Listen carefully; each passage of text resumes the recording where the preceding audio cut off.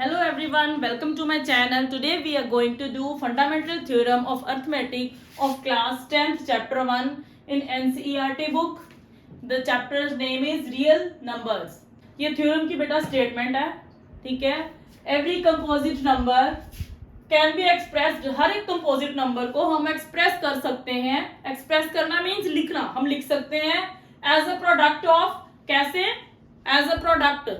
Product में लिख सकते हैं किसका प्रोडक्ट? प्राइम्स का. कंपोजिट नंबर को प्राइम्स के प्रोडक्ट में लिख सकते हैं. Now what are composite, what are prime numbers? ये मैंने अपनी लास्ट 2 वीडियोस में बताया हुआ है कंपोजिट नंबर्स के बारे में, प्राइम नंबर्स के बारे में. ये वहां से आप अपना कंसेप्ट क्लियर कर सकते हो जिनको अभी डाउट है इनका, ठीक है. वैसे लिटिल मैं बता देती हूँ थोड़ा सा. कंपोजिट नंबर वो है जिनके 2 से ज्यादा फैक्टर्स एग्जिस्ट करते हैं. जैसे 24 है, 24 के फैक्टर्स हम लेते हैं. जैसे एग्जांपल देती हूँ, दिस इज 24.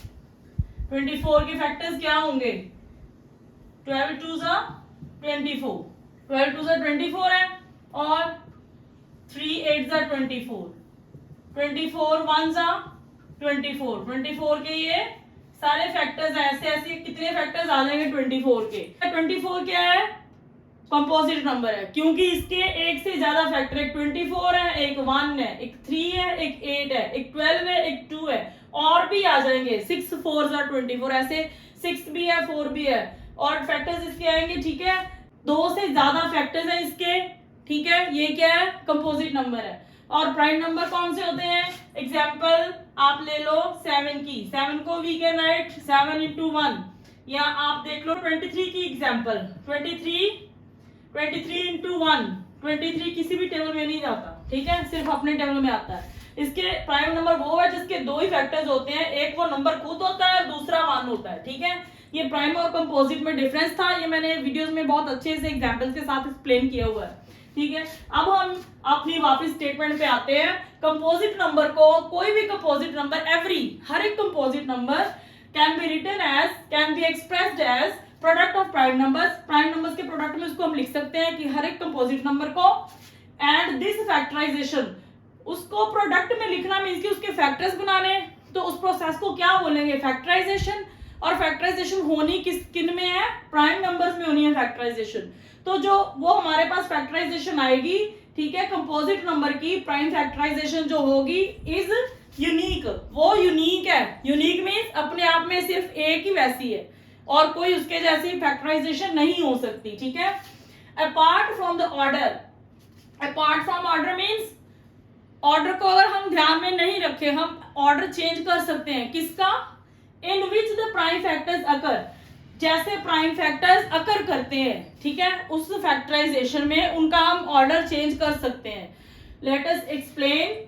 इसको एक्सप्लेन करते हैं with the help of an example. Example की हेल्प से इसको एक्सप्लेन करते हैं. Let us take an example. Explanation.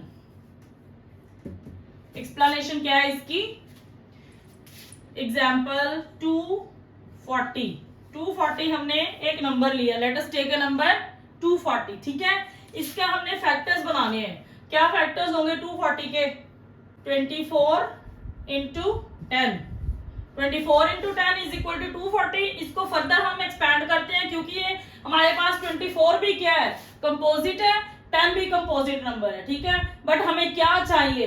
ये कंपोजिट नंबर है 240, जो कंपोजिट नंबर क्या चाहिए? इसके प्राइम फैक्टर्स चाहिए, ठीक है. तो हमारे पास ये तो प्राइम नहीं है दोनों. इसको फर्दर हम सॉल्व करेंगे और छोटे फैक्टर्स लाते हैं इसके. 24 कैन बी रिटन एज 4 6 ज़ा 24, 10 5 2 ज़ा 10, ठीक है. अब नेक्स्ट हमारे पास ये भी 4 भी कंपोजिट, 6 भी कंपोजिट, ठीक है. 5 प्राइम है, 2 प्राइम है. इनको हमने नहीं सॉल्व करना, इन दोनों को करते हैं और इनको और छोटा बनाना है और सिंपल फॉर्म लिखनी है. तो क्या करेंगे? 4 can be written as 2 into 2, ठीक है. And similarly 6 can be written as 2 into 3. Now 5 will be written as it is and 2 will be written as it is, ठीक है. तो ये हमारे पास 2 2 2 3 5 2, these are the prime numbers. इसको further हमने solve नहीं करना. ये 240 के प्राइम नंबर्स में फैक्टराइजेशन आ गई हमारे पास। ये फैक्टराइजेशन 240 की प्राइम नंबर्स में आ गई, ठीक है, यहां तक ठीक है। इसके बाद हमने क्या देखना है, अगर मैं इस फैक्टराइजेशन को राइट हैंड साइड पे किसी भी नंबर से मल्टीप्लाई करती हूं तो हमारे पास क्या आएगा। Let us multiply the right hand side with 2। 2 से मल्टीप्लाई करके देखो राइट हैंड साइड को, 2 into 2 into 2 into 3 into 5 into 2, ये हमने राइट हैंड साइड लिखी सारी, ठीक है। इसको मल्टीप्लाई हमने किया 2 से। हम मान लेते हैं, लेट अस सपोज कि 2 से मल्टीप्लाई करके हमारे पास दोबारा क्या आएगा 240। अगर हम ये मान के चलते हैं और 2 से मल्टीप्लाई कर देते हैं, बट फर्दर हमने मल्टीप्लाई भी करके देखना है कि वाकई में 240 आता है कि नहीं आता। देखो इसको मल्टीप्लाई करो, ये तो सारा 240 आ जाएगा। 240 मल्टीप्लाई बाय 2, ठीक है। ये क्या आ गया हमारे पास, मल्टीप्लाई करके क्या आएगा यहाँ पे 084, ठीक है। 480 आ गया, which is not equal to 240। ये 240 के इक्वल नहीं है। इसका मतलब अगर हमने 2 से मल्टीप्लाई किया इन प्राइम फैक्टर्स को, जो प्राइम फैक्टर्स 240 के आए हैं, इनको हमने 2 से मल्टीप्लाई किया तो हमारे पास 240 नहीं आया, एनी अदर नंबर आ गया जो अलग है 240 से। इसका मतलब जो फैक्टराइजेशन, जो प्राइम फैक्टराइजेशन 240 की थी वो यूनिक है। इसको अगर हम लिखेंगे तो 240 ही आएगा। अगर कोई नंबर इससे मल्टीप्लाई करते हैं या किसी भी नंबर से इसको हम डिवाइड करते हैं तो क्या हमारे पास 240 आएगा, नहीं आएगा। कोई भी नंबर आएगा जो 240 से अलग होगा। तो क्लियर है कि 240 की प्राइम फैक्टराइजेशन यूनिक है, अपने आप में एक ही है, इसके जैसी और कोई नहीं होगी। अगर कोई हम चेंज करेंगे तो नंबर चेंज हो जाएगा, ठीक है। तो ये यूनिकनेस तो प्रूव हो गई, इट इज यूनिक, ये हमारे पास यूनिक है, ठीक है। किसी भी कंपोजिट नंबर की जो प्राइम फैक्टर्स हैं, जो प्राइम फैक्टराइजेशन है वो क्या है, यूनिक है। अब नेक्स्ट पार्ट में देखो, apart from the order in which the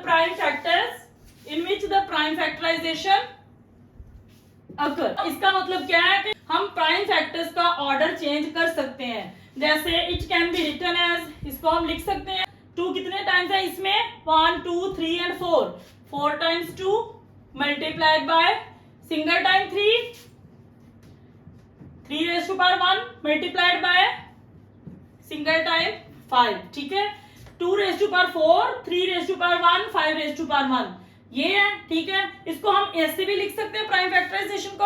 अब अगर इसको हमारा मन कर रहा है कि हम भी 2 की पावर चेंज कर दें, हमें ये 4 अच्छी नहीं लग रही, तो हम इसको ऐसे भी लिख सकते हैं 2 raise to power, it is equal to this 2 raise to power 2 multiply 2 raise to power 2 multiply 3 raise to power 1 multiply 5 raise to power 1, ये इसके इक्वल है। हमने लॉज ऑफ एक्सपोनेंट्स पढ़े हुए हैं, उसमें क्या आता है, अगर दोनों बेसिस मल्टीप्लाई हो रहे हैं और सेम है तो जो पावर होगी उनको क्या करना है, हमने प्लस करना है। 2 + 2 4 ही आता है, ये सेम ही लिखा है ना, ठीक है।